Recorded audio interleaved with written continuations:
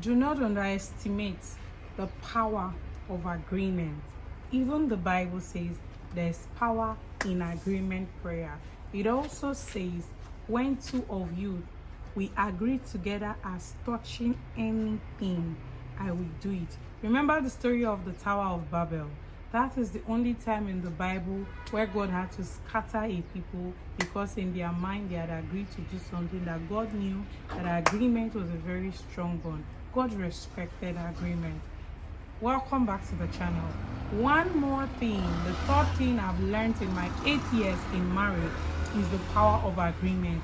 Like you guys, there is nothing the both of you together agree as touching anything to do. It might take time, but it will happen. But by the time one person is thinking A, the other person is thinking B, it becomes difficult, because what is marriage? Is the coming together of two people with God to become one. So if your decision is not one, you leave God trying to do one and do the other at the same time. Both of you together agreeing towards one goal will achieve more goals faster, because you finish one, you finish another. Then the Bible also say one will chase 1,000, two will chase 10,000. So this is my point. Agreeing together entails understanding from the inception that the both of you are a team. I get that sometimes in marriage, the first few years in your marriage, your partner might do things and you probably in your heart have agreed, especially my gender, we quickly tend to drop every other thing and then build our life around the man. And then the man, because it takes them more time to make that decision where they are agreeing with you with all their resources, especially if the person that is bringing more resources, it takes the person time to agree with you with every and anything that they have. And so at that point, the partner that is yet to be agreed with start feeling okay. If she is not ready to agree with me on this issue, let them do you and I will do me. At the point in my marriage, I remember I used to be like, since I used to talk, he doesn't listen, and he should be, let him day his day, I will day my day. It is vernacular for do you while I do me, but that doesn't take anybody anywhere. The power of agreement cannot be underestimated. Just like communication is a strong one, agreement is a soul tie. It is you saying that if you win, we are winning together. If you lose, we are losing together. So it is the both of you bringing your A games, putting it together and making sure that two of you become that killer couple. One person on their own is good, but when the two of you agree together, imagine the power. I remember some days ago I hilariously said something. Okay, I reminded Hobby on something that would help what he was working on, and then when he did it and it came true, and I was like, you were able to get it? Said yes. Oh, thank you. Do you know, I never thought of it.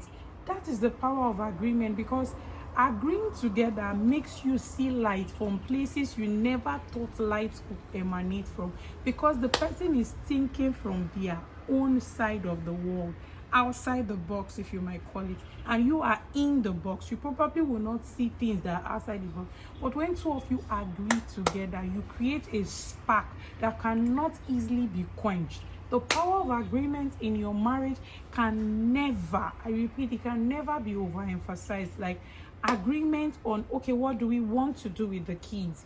How do we want to raise our kids? You are agreeing on how many kids do we want to have. Okay, I tell us a short story. I've been hearing this thing flying around, how men get their wives pregnant, and because they are offended for a lack of agreement, or a lack of one partner agreeing or succumbing to that agreement they had, there is toxic issues in the marriage, in the relationship. Agree on how you want your resources spent and abide by that agreement. Work by it. If you're going to deviate from the agreement, carry your partner along. Agreement is key in your marriage. You see a lot these days, men come and say, I told her we're done having kids and she still went and got pregnant. Guy, did you people agree? It's not just saying I say I don't want to have kids again. Did she agree with you? And as you agreed, what measures was put in place to ensure that you people do not get pregnant? Because as far as I'm concerned, it is not your wife that gets pregnant, it is the both of you, because she cannot get herself pregnant. So when there's no agreement put in place in your marriage, after agreement, when it is agreement in unison, that is when it brings, okay, we have agreed we are going to have 2 kids, or we have agreed we want to relocate from this country. What do we do? The both of you are working heads on together, and then you get faster results. But when there is no agreement, you are working this way, this person is working this way, and then there are arguments, and the person is like, I thought we were going to do this. Don't assume. Assumption is the enemy of agreement. Do not assume. Assumption bets offenses, it bets disagreement, it bets disappointments in marriage, in relationships. Do not assume they already know. Talk about it. This all flows through. They are all intertwined. When you communicate, there is a ground, a brooding ground for agreement. You have talked about an issue, then you agree upon it. When you agree upon it, there are no assumptions, so you don't have unnecessary expectations. You work on what you have agreed, and then you set plans in motion to achieve whatever you've agreed. Do we want a family where we allow outsiders, we allow our family members to detect how we relate with each other? Let there be an agreement. I want to go get a job. I want to get a job as a woman. I matter too. Let's have an agreement.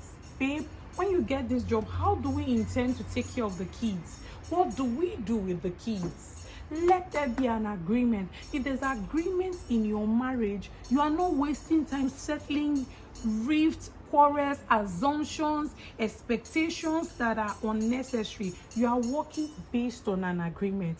Oh, it blows me up when I hear a couple, like it blows me to a place of so much excitement when I hear couples like, I and my partner have agreed we're not having no more kids. Oh wow, that's good. What are you doing about it? Oh, we are doing this, we are doing that, we are doing that. Okay, we have agreed we are not going to do frivolous shoppings this year, no luxurious lifestyle this year. We want to get a land of our own. Agreement. There are goals you set in place. Okay, this money we are expecting, this month's salary, we have agreed that we want to sow it as a seed in church.